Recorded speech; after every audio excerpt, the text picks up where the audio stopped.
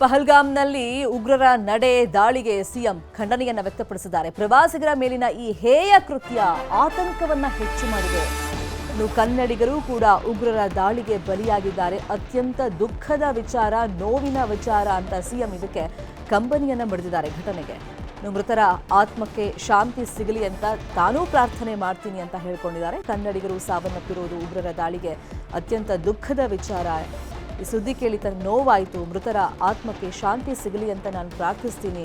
ಇನ್ನು ಕನ್ನಡಿಗರನ್ನ ಸುರಕ್ಷಿತವಾಗಿ ಕರೆತರುವಂತ ಕಾರ್ಯ ಕೂಡ ಆಗ್ತಾ ಇದೆ ಅಂತೇಳಿ ಸಾಮಾಜಿಕ ಜಾಲತಾಣದಲ್ಲಿ ಸಿದ್ದರಾಮಯ್ಯ ಅವರು ಪೋಸ್ಟ್ ಅನ್ನ ಮಾಡಿದ್ದಾರೆ. ಈ ಸುದ್ದಿ ಗೊತ್ತಾಗ್ತಾ ಇದ್ದಂಗೆ, ಕನ್ನಡಿಗರು ಸಾವನ್ನಪ್ಪಿದ್ದಾರೆ ಅಂತ ಗೊತ್ತಾಗ್ತಾ ಇದ್ದಂಗೆ ಇಲ್ಲಿರುವಂತ ಕುಟುಂಬಸ್ಥರು ಆತಂಕವನ್ನ ವ್ಯಕ್ತಪಡಿಸ್ತಾ ಇದ್ದಾರೆ. ಬದುಕಿರೋರ್ನ ಕರ್ಕೊಂಡ್ಬರ್ಬೇಕು ವಾಪಸ್, ಜೊತೆಗೆ ಮೃತದೇಹವನ್ನ ತರಬೇಕು. ಈ ನಿಟ್ಟಿನಲ್ಲಿ ಸರ್ಕಾರ ಸಹಾಯವನ್ನ ಮಾಡಬೇಕಲ್ಲ, ಎದುರು ನೋಡ್ತಾ ಇದ್ದಾರೆ. ಇದಕ್ಕೆ ಸಿದ್ದರಾಮಯ್ಯ ಅವರು ಪ್ರವಾಸಿಗರ ಮೇಲಿನ ದಾಳಿ ಆತಂಕವನ್ನ ಹೆಚ್ಚು ಮಾಡಿದೆ, ಜೊತೆಗೆ ಸರ್ಕಾರ ನಿಮ್ಮ ಜೊತೆ ಇರುತ್ತೆ ಅನ್ನೋ ಒಂದು ಅಭಯವನ್ನು ಕೊಡ್ತಾ ಮೃತರ ಆತ್ಮಕ್ಕೆ ಶಾಂತಿ ಸಿಗಲಿ ಅಂತ ಪ್ರಾರ್ಥನೆ ಮಾಡ್ತೀನಿ, ಕನ್ನಡಿಗರನ್ನ ಸುರಕ್ಷಿತವಾಗಿ ನಾವು ವಾಪಸ್ ಕರ್ಕೊಂಡ್ಬರ್ತೀವಿ ಅಂತ ಹೇಳಿ ಒಂದು ಅಭಯವನ್ನ ಕೊಟ್ಟಿದ್ದಾರೆ. ಇನ್ನು ಜಾಲತಾಣದಲ್ಲಿ ಸಿದ್ದರಾಮಯ್ಯ ಈ ಪೋಸ್ಟ್ ಅನ್ನು ಹಾಕಿದ್ದಾರೆ. ಕನ್ನಡಿಗರನ್ನ ವಾಪಸ್ ಕರೆತರುವಂತ ಕಾರ್ಯ ಆರಂಭ ಆಗಿದೆ ಅಂತಾನೂ ಕೂಡ ಇದರಲ್ಲಿ ಅವರು ಮಾಹಿತಿಯನ್ನ ಕೊಟ್ಟಿದ್ದಾರೆ.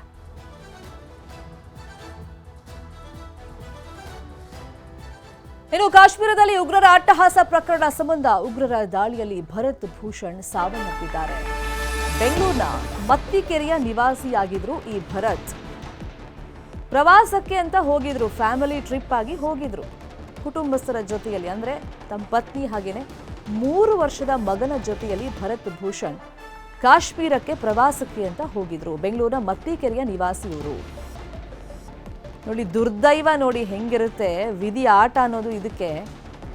ಆ ಪ್ರವಾಸ ಎಲ್ಲ ಮುಗಿಸಿ ಇವತ್ತವರು ವಾಪಸ್ ಬರಬೇಕಾಗಿತ್ತು ಕಾಶ್ಮೀರದಿಂದ. ನಿನ್ನೆ ಕಾಶ್ಮೀರದಲ್ಲಿ ನಡೆದಂತ ಗುಂಡಿನ ದಾಳಿಯಲ್ಲಿ ಅವರು ಸಾವನ್ನಪ್ಪಿದ್ದಾರೆ. 3 ವರ್ಷದ ಮಗ ಹಾಗೆಯೇ ಸುಜಾತ ಪ್ರಾಣಾಪಾಯದಿಂದ ಪಾರಾಗಿದ್ದಾರೆ. ಅನಂತನಾಗ್ ಎಂಬ ಭಾಗದಲ್ಲಿ ಉಳ್ಕೊಳ್ಳೋದಕ್ಕೆ ವ್ಯವಸ್ಥೆ ಆಗಿತ್ತು. ಇವತ್ತು ಪಾರ್ಥಿವ ಶರೀರ ಬೆಂಗಳೂರಿಗೆ ರವಾನೆ ಆಗುತ್ತೆ. ಆಲ್ಮೋಸ್ಟ್ ಪ್ರವಾಸ ಎಲ್ಲ ಮುಗ್ದಿತ್ತು ಅವ್ರದ್ದು. ಇವತ್ತು ಎಲ್ಲವೂ ಅಂದ್ಕೊಂಡಂತೆ ಆಗಿದ್ರೆ, ಅವ್ರ ಪ್ಲಾನ್ ಪ್ರಕಾರನೇ ಆಗಿದ್ರೆ ವಾಪಸ್ ಕಾಶ್ಮೀರದಿಂದ ಇವತ್ತು ಅವ್ರು ಬೆಂಗಳೂರಿಗೆ ಬಂದ್ಬಿಡ್ತಾ ಇದ್ರು. ಇದನ್ನ ವಿಧಿ ಆಟ ಅನ್ಬೇಕಾ, ದುರ್ದೈವ ಅನ್ಬೇಕಾ, ಅಥವಾ ಅವ್ರ ಆಯಸ್ ಅಷ್ಟೇ ಇತ್ತು ಅಂತ ಹೇಳಬೇಕಾ? ನಿನ್ನೆ ನಡೆದಂತ ಉಗ್ರರ ಗುಂಡಿನ ದಾಳಿಯಲ್ಲಿ ಬಲಿಯಾಗಿ ಹೋಗಿದ್ದಾರೆ. ಈಗ ಮಗು ಮತ್ತೆ ಪತ್ನಿ ಇಬ್ಬರೇ ಉಳಿದಿರೋದು. ಪ್ರಾಣಾಪಾಯದಿಂದ ಅವರು ಪಾರಾಗಿದ್ದಾರೆ. ಅವರನ್ನು ವಾಪಸ್ ಕರ್ಕೊಂಬರಕ್ಕೆ ಮತ್ತೆ ಆ ಮೃತದೇಹವನ್ನು ತರೋದಕ್ಕೆ ಎಲ್ಲ ವ್ಯವಸ್ಥೆಗಳು ಇವತ್ತು ಅಲ್ಲಿಂದ ಆಗಿದೆ. ಇವತ್ತು ಪಾರ್ಥಿವ ಶರೀರ ಬೆಂಗಳೂರಿಗೆ ರವಾನೆ ಆಗುತ್ತೆ. ಇನ್ನು ಎಲ್ಲ ಮೇಲ್ವಿಚಾರಣೆಯನ್ನ ಸಚಿವ ಸಂತೋಷ್ ಲಾಡ್ ಅವರು ವಹಿಸಿಕೊಂಡಿದ್ದಾರೆ. ಆಲ್ರೆಡಿ ಅವರು ಆ ಪ್ಲೇಸ್ಗೆ ಹೋಗಿದ್ದಾರೆ. ಸುಮಾರು ಒಂದು 8 ಗಂಟೆ ಅಷ್ಟೊತ್ತಿಗೆ ಎಕ್ಸಾಕ್ಟ್ಲಿ ಎಲ್ಲಿ ಗುಂಡಿನ ದಾಳಿ ಆಗಿತ್ತಲ್ಲ ಅಲ್ಲಿ ತೆರಳಿ ಕನ್ನಡಿಗರನ್ನ ರಕ್ಷಣೆ ಮಾಡುವಂಥ ಕೆಲಸವನ್ನು, ಅವನ್ನೆಲ್ಲ ವಾಪಸ್ ಸುರಕ್ಷಿತವಾಗಿ ಕರೆತರುವಂಥ ಕೆಲಸವನ್ನು ಸಂತೋಷ್ ಲಾಡ್ ಅವರು ಮಾಡ್ತಾರೆ. ಒಬ್ಬೊಬ್ಬರದ್ದು ಒಂದೊಂದು ಕಥೆಯಲ್ಲಿ ನಿಜಕ್ಕೂ ಕರಳು ಹಿಂಡುತ್ತೆ. ಯಾರ್ದಾದ್ರೂ ಜೀವ ಅಲ್ವಾ? ಪ್ರವಾಸಕ್ಕೆ ಅಂತ ಹೇಳಿ ಒಂದು ಎಂಜಾಯ್ಮೆಂಟ್ಗೆ ಹೋಗಿರ್ತಾರೆ. ಆ ಪರಿಸರ ಚೆನ್ನಾಗಿರುತ್ತೆ. ಇಷ್ಟು ದಿನ ಫೋಟೋಸಲ್ಲಿ ನೋಡ್ತಾ ಇದ್ವಿ, ವಿಡಿಯೋಸಲ್ಲಿ ನೋಡ್ತಾ ಇದ್ವಿ. ಒಂದ್ಸತಿ ಅದನ್ನು ಕಣ್ ತುಂಬಿಕೊಳ್ಬೇಕು ನಾವು. ಕಾಶ್ಮೀರ ಅಂದರೆ ಭೂಲೋಕದ ಸ್ವರ್ಗ ಅಂತ ಕರೀತಾರೆ. ಆ ಸ್ವರ್ಗ ಹೇಗಿದೆ ಅಂತ ನಾವು ಕುಟುಂಬ ಸಮೇತ ಹೋಗಬೇಕು. ಗಂಡ, ಹೆಂಡತಿ, ಮಕ್ಕಳು ಆ ಪರಿಸರನ ಎಂಜಾಯ್ ಮಾಡ್ತಿದ್ದ ಸಂದರ್ಭದಲ್ಲಿ ಯಾರೂ ಊಹೆನೇ ಮಾಡಿರಲಿಲ್ಲ ಈ ಥರ ಉಗ್ರರು ಬರ್ತಾರೆ, ದಾಳಿ ಮಾಡ್ತಾರೆ ಅಂತ. ಏಕಾಏಕಿ ಬಂದಂಥ ಉಗ್ರರು ಅಟ್ಟಹಾಸವನ್ನು ಮೆರೆದಿದ್ದಾರೆ. ಅವ್ರಿಗೆ ನಿಮ್ಮ ಕತೆ ಏನು ಎತ್ತ ಏನೂ ಕೇಳಿಲ್ಲ. ನಿಮ್ಮ ಧರ್ಮ ಯಾವುದು, ನಿನ್ನ ಹೆಸರೇನು ಅಷ್ಟೇ ಕೇಳಿದ್ದು. ಈಗ ಕನ್ನಡಿಗರನ್ನ ವಾಪಸ್ ಕರೆತರುವಂಥ ತಯಾರಿಗಳು, ಜೊತೆಗೆ ಪಾರ್ಥಿವ ಶರೀರ ಯಾವ ಥರ ರವಾನೆ ಆಗುತ್ತೆ, ಈ ಬಗ್ಗೆ ಇನ್ನಷ್ಟು ಡೀಟೇಲ್ ಆಗಿ ಇನ್ಫಾರ್ಮೇಷನ್ ಕೊಡ್ತಾ ಹೋಗೋದಕ್ಕೆ ನೇರ ಸಂಪರ್ಕದಲ್ಲಿ ಕನೆಕ್ಟ್ ಆಗಿದ್ದಾರೆ ನಮ್ಮ ರಿಪೋರ್ಟರ್ ಗಂಗಾಧರ್ ವಾಗಟ. ಬೆಂಗಳೂರಿನ ಭರತ್ ಭೂಷಣ್ ಅವ್ರ ಕಥೆಯನ್ನು ಕೇಳಿದ್ರೆ ನಿಜಕ್ಕೂ ಪ್ರತಿಯೊಬ್ಬರ ಕಥೆನೂ ಹಾಗೇ ಇದೆ. ಯಾಕಂದರೆ ಪ್ರವಾಸಕ್ಕೆ ಅಂತ ಹೋಗಿರ್ತಾರೆ. ದುರ್ದೈವ ನೋಡಿ, ಇವ್ರ ಕೇಸಲ್ಲಿ, ಇವ್ರ ಫ್ಯಾಮಿಲಿ ಕೇಸಲ್ಲಿ ಇವತ್ತು ವಾಪಸ್ ಆಗಬೇಕಾಗಿತ್ತು. ಆದರೆ ಗುಂಡಿನ ದಾಳಿಗೆ, ಉಗ್ರರ ದಾಳಿಗೆ ಬಲಿಯಾಗಿದ್ದಾರೆ. ಅವ್ರ ಕುಟುಂಬಸ್ಥರು ಏನು ಹೇಳ್ತಾ ಇದ್ದಾರೆ, ಪಾರ್ಥಿವ ಶರೀರ ಎಷ್ಟೊತ್ತಿಗೆ ಬರುತ್ತಂತೆ, ಇನ್ನು ಬದುಕಿ ಉಳಿದಿರುವಂಥ ಪತ್ನಿ ಮತ್ತು ಮಗು ಯಾವಾಗ ವಾಪಸ್ ಬರ್ತಾರಂತ ಏನೆಲ್ಲ ಮಾಹಿತಿ ಸಿಗ್ತಾ ಇದೆ?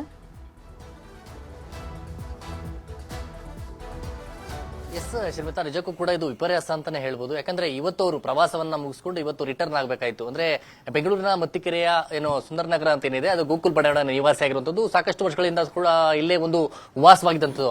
ಆದ್ರೆ ಇನ್ನೊಂದು ವಿಚಾರ ಅಂತಂದ್ರೆ, ಭರತ್ ಭೂಷಣ್ ಅವರು ಈಗ ಏನು ಡೆತ್ ಆಗಿರುವಂತಹ ವಿಚಾರ, ಅವರ ತಂದೆ ತಾಯಿಗೂ ಕೂಡ ಇನ್ನೂ ವಿಚಾರ ಅವರಿಗೆ ಗೊತ್ತಿಲ್ಲ. ಯಾಕಂದ್ರೆ ವಯೋವೃದ್ಧರು ಇಬ್ರು ಕೂಡ ವಯಸ್ಸಾಗಿದೆ, ಅವರ ತಂದೆ ತಾಯಿ ಇಬ್ರು ಕೂಡ ಅವರಿಗೆ ಇನ್ನೂ ಕೂಡ ಅವ್ರ ವಿಚಾರ ಗೊತ್ತಿಲ್ಲ ಅಂತೇಳಿ ಅವರ ಕುಟುಂಬಸ್ಥರು ಕೂಡ ಹೇಳ್ತಾ ಇರುವಂತದ್ದು. ಈ ಬಗ್ಗೆ ಅವರೆಲ್ಲರೂ ಕೂಡ ಯಾವುದೇ ಕುಟುಂಬಸ್ಥರು ಅವ್ರ ಮಾಹಿತಿ ಕೊಡಬಾರ್ದು ಅಂತೇಳಿ ಆ ಬಗ್ಗೆ ಹೇಳ್ಕೊಂಡಿದ್ದಾರೆ. ಮತ್ತೆ ಏನಾದ್ರು ಅವ್ರಿಗೆ ತಂದೆ ತಾಯಿಗೆ ಕೂಡ ಹಾರ್ಟ್ ಸಮಸ್ಯೆ ಇದೆ, ಹೀಗಾಗಿ ಗೊತ್ತಾದ್ರೆ ಮತ್ತೆ ಸಮಸ್ಯೆ ಆಗುತ್ತೆ ನಿಟ್ಟಿನಲ್ಲಿ ಅವರು ಆ ವಿಚಾರವನ್ನ ಅವರು ಮುಚ್ಚಿಟ್ಟಿರುವಂತದ್ದು. ಈಗ ಅವರು ಕುಟುಂಬಸ್ಥರು ಆ ಸಂಬಂಧಪಟ್ಟಂತೆ ಈಗಾಗಲೇ ಸರ್ಕಾರ ಜೊತೆಯಲ್ಲಿ ಕೂಡ ಮಾತುಕತೆ ನಡೆಸಿರುವಂತದ್ದು. ಈಗ ಭರತ್ ಭೂಷಣ್ ಒಂದು ಸಾಫ್ಟ್ವೇರ್ ಇಂಜಿನಿಯರ್ ಆಗಿರುವಂತದ್ದು, ಒಂದು ಭದ್ರಪ್ಪ ಲೇಔಟ್ ಅಲ್ಲಿ ಡಯಾಗ್ನೋಸ್ಟಿಕ್ ಸೆಂಟರ್ ಅನ್ನು ಕೂಡ ಅವರು ನಡೆಸ್ತಾ ಇದ್ರು. ಮತ್ತೆ 3 ವರ್ಷದ ಮಗು ಮತ್ತೆ ಅವರ ಪತ್ನಿ ಸುಜಾತ ಜೊತೆ ಅವರು ಕಾಶ್ಮೀರಕ್ಕೆ ಒಂದು ಪ್ರವಾಸಕ್ಕೆ ಹೋಗಿದ್ದಂತದ್ದು. ಅಲ್ಲಿ ಎಂಜಾಯ್ಮೆಂಟ್ ಅನ್ನ ಮಾಡ್ಕೊಂಡು ಬರುವಂತಹ ಸಂದರ್ಭದಲ್ಲೇ ಇವತ್ತು ರಿಟರ್ನ್ ಆಗಬೇಕಾಗಿತ್ತು. ಆದ್ರೆ ಇಂತಹ ಒಂದು ಸಂದರ್ಭದಲ್ಲೇ ಉಗ್ರರ ದಾಳಿಗೆ ಅವರು ಸಾವನ್ನಪ್ಪಿರುವಂತದ್ದು. ಸದ್ಯ ಇವತ್ತು ಅವರ ಅಂದ್ರೆ ಅವರ ಫ್ಯಾಮಿಲಿ ಮೆಂಬರ್ಸ್ ಹೇಳುವಂತ ಪ್ರಕಾರವಾಗಿ ಇವತ್ತು ಅವರು ಪಾರ್ಥಿವ ಶರೀರ ಇವತ್ತು ಕರ್ನಾಟಕಕ್ಕೆ ತರುವಂತ ಪ್ರಯತ್ನಕ್ಕೆ ಸಾಕಷ್ಟು ಮುಂದಾಗಿರುವಂತದ್ದು. ಅದಲ್ಲದೆ ಸರ್ಕಾರದ ಒಂದು ಶಾಸಕ ಅಂದ್ರೆ ರಾಣೆಬೆನ್ನೂರು ಶಾಸಕರಾಗಿರುವಂತಹ ಪ್ರಕಾಶ್ ಕೋಳಿವಾಡ್ ಅವರ ಆತ್ಮೀಯ ಸ್ನೇಹಿತರು ಕೂಡ ಆಗಿರುವಂತದ್ದು, ಅವರ ಕುಟುಂಬಸ್ಥರಿಗೆ ತುಂಬಾ ಅವರ ಫ್ರೆಂಡ್ ಸರ್ಕಲ್ ಅಲ್ಲಿ ಇರುವಂತದ್ದು. ಹೀಗಾಗಿ ಅವರು ಕೂಡ ಸಾಕಷ್ಟು ಪ್ರಯತ್ನವನ್ನ ಮಾಡ್ತಾ ಇದ್ದಾರೆ, ಆದಷ್ಟು ಬೇಗ ಪಾರ್ಥಿವ ಶರೀರವನ್ನ ಇವತ್ತು ತರಬೇಕು ಅಂತ ಹೇಳಿ. ಜೊತೆಗೆ ಇವತ್ತು ಅವರ ಪತ್ನಿ ಸುಜಾತ ಆಗಿರ್ಬೋದು 3 ವರ್ಷದ ಮಗುವನ್ನ ಅಂದ್ರೆ ಪಾರ್ಥಿವ ಶರೀರ ತರೋಕ್ಕೂ ಮುಂಚೆ ಅವರನ್ನ ಇಲ್ಲಿಗೆ ಅವರನ್ನ ಕರೆತರೋಕೆ ಅವರ ಕುಟುಂಬಸ್ಥರು ಕೆಲವರು ಕೂಡ ಅಲ್ಲಿಗೆ ಏನು ಈಗಾಗಲೇ ಕಾಶ್ಮೀರಕ್ಕೆ ಹೋಗಿದ್ದಾರೆ ಅನ್ನೋದ್ರ ಬಗ್ಗೆ ಮಾಹಿತಿ ಸಿಗ್ತಾ ಇದೆ. ಅವರನ್ನ ತಂದು ಇಲ್ಲಿ ಆದಷ್ಟು ಅವರಿಗೆ ಸಮಾಧಾನ ಮತ್ತೆ ಸಾಂತ್ವನ ಹೇಳುವಂತ ಕೆಲಸ ಆಗ್ಬೇಕು ಅನ್ನೋ ನಿಟ್ಟಿನಲ್ಲಿ ಅವರು ಕೂಡ ಶಾಕ್ಗೆ ಒಳಗಾಗಿರುವಂತದ್ದು ಈ ರೀತಿಯ ಒಂದು ಘಟನೆಯಿಂದಾಗಿ. ಹೀಗಾಗಿ ಅವರನ್ನ ಕರ್ತರೋ ನಿಟ್ಟಿನಲ್ಲಿ ಅವರ ಸಂಬಂಧಿಕರು ಹೋಗಿದ್ದಾರೆ. ಮತ್ತೆ ಈಗಾಗಲೇ ಸರ್ಕಾರದ ಪರವಾಗಿ ಸಚಿವ ಸಂತೋಷ್ ಲಾಡ್ ಕೂಡ ಈಗ ಅಲ್ಲಿಗೆ ಕಾಶ್ಮೀರಕ್ಕೆ ಹೋಗಿರುವಂತದ್ದು.